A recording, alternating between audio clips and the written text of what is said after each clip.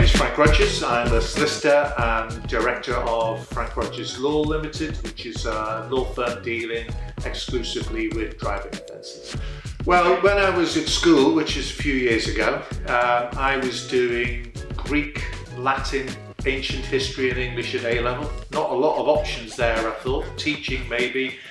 The things I probably wanted to do then, I either wanted to be an actor, which being an advocate you probably are, or a journalist, or I wanted to join the Foreign Office for some reason. At that time I didn't think any of those were realistic propositions, and then I thought about the law and I thought I had variety, was working with and helping people, which I like. I like the social interaction with people. And I liked the variety that it brings and the opportunity to help people, particularly when the odds were against them. So I just thought it gave me everything, some excitement, some intellectual stimulation, and the ability to work with people. And it's a great decision and I've never regretted it. Well, I started in Liverpool with a traditional practice, 6-partner firm. Was made an equity partner, so I had a stake in the business within 18 months of qualifying, because at that time the legal sector was growing dramatically, and that firm grew and merged in the 80s when mergers with law firms were very much the norm. And at one point that firm then had 200 staff, and we were a big player, and since then I've worked in 2 or 3 different firms, always doing the same thing. Since 2007 I took on a business development role, but I've always consistently defended clients on driving offences. From when I first qualified, my first trial in a magistrate's court was 2 weeks after I qualified, when I got a client acquitted. I remember his name, he was a good guy. On careless driving and failing to stop after an accident. He drove a fish delivery van, and the day after I was acquitted he came to the office and delivered a whole fresh salmon. We hadn't got a fridge in the office, so I had to get it home quick before it started bombing the place out. But I got the bug then, and I love it. My firm was on Wirral for many years, and then in 2011 I joined a firm that were Liverpool Southport based, and had a business development role and driving offence role there. And I came back to work at Liverpool. I mean, crikey, Wirral's only a couple of miles over the river, but it was a different market. And when I came back into the city, everybody I spoke to and I said, where's the place to go? Where's the place to go to meet new contacts, to network, and to make good strategic alliances? The name Downtown Liverpool just kept cropping up all the time, and I came to a few events, escaping becoming a member till they spotted me at 6'6", wasn't difficult, but I became a member, and I've been involved with Downtown ever since, and it's non-negotiable for me. It's if you're in business and you're in this city region, I think you have to be involved in Downtown. Well, I've obviously been around the legal profession for a while. People have asked me over the years, have you ever thought of going on your own? Particularly because defending people on driving offences is quite a niche legal service.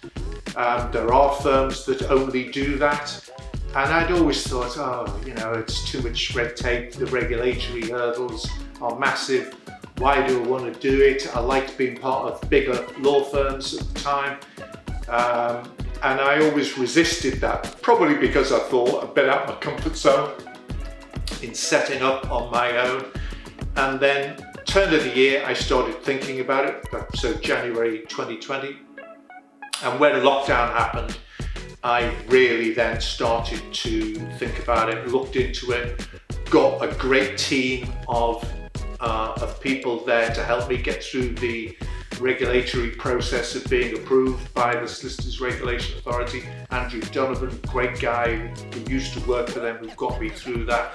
And then, got a bank, an accountant, marketing, IT, all outsourced. People I've known for years who I trust. So I've got a fantastic team, and that gave me the confidence. I knew from work I've generated from my contacts over the years that there was the embryo of a business that could stand alone. And we've been trading now just over a month, and we're incredibly busy, and it's exhilarating, it's liberating to be on your own and be in control and run your own business. And I suppose now I think, why didn't I do it sooner? But there's a time for everything, and the time just felt right. Well, we deal exclusively with driving offences. It's something I've always done. So we work across all sectors. So I have clients from all walks of life, from people's children, who are starting out driving. You only need 6 points to have your licence revoked in the first 2 years of driving. So we deal with people as they're setting out on their driving life, right through to business owners, company directors, Premier League footballers, and we operate across all of England and all of Wales.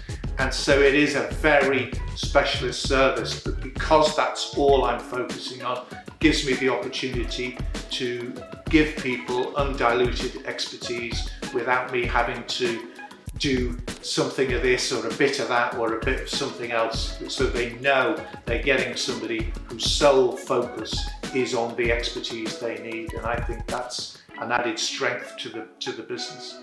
I think people who know me, and a lot of my work comes through recommendation and through connections I've made over the years, so that they're relationships that you develop where people get to know and trust you. And it's hugely encouraging when those connections recommend people to you, because they trust you, they've learned to know you and to respect you, and that's fantastic when that happens. Generally as a business, you've got undiluted expertise. My landline is answered 24/7, 365 days a year. I know that delivery of legal services can't always be done in office hours, so some of my clients will want telephone or Zoom conferences out of office hours, weekends. I do that, not a problem. We aim to offer a fixed fee service, so there's no hidden extras. As far as possible, that's what we'll do. And because I want to make this business lean, so we've no fancy expensive premises, we've no staff, no massive overheads. It's me, a phone, a laptop, so we can offer real value for money. And what I hope they get is a personal and professional service where I will guide them through the process. It's quite daunting all of a sudden when you're prosecuted and the courts are awaiting, and you think, I could lose my license here, which means I could lose my job, I might not be able to pay my mortgage, my family are going to suffer, or I'm running a business, and if I can't drive, the business will suffer, I may have to get rid of staff. It's a big burden, and people don't necessarily know that there might be legal arguments that could protect them from that. And that's the difference that you can make. And if they come to me, they will get a first-class, friendly, professional service where I'm accessible to them as often and for as much of the day as I can be. And we aim to make a difference and to reassure them and guide them through every step of the way and get them, obviously, the best possible outcome. My plan is to develop the business to the highest level I can. We've been open a month, so it's very early days yet. I'd like to get 6 months behind me, so some real figures and statistics that we can review, see how the business is performing, and then obviously your first full year. I'm open as to how far this can go. If I could take the business to a level where I need to move into premises and recruit, wow, that is an indication that I must be doing something right.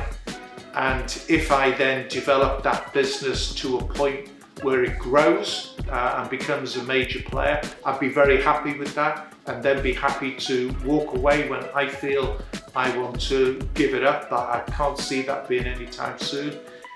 Alternatively, if this business just generates enough work to keep me buzzing and excited and I keep it at that scale, and I manage the volume, so there's just me.